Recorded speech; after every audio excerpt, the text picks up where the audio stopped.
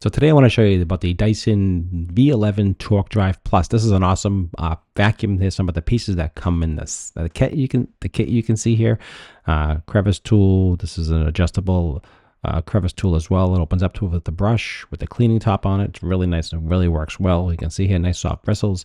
This is under like a counter or under a couch adjustment, so you don't have to bend over, which is kind of cool. It's a flex tool. You can adjust on that as well. That's just really important.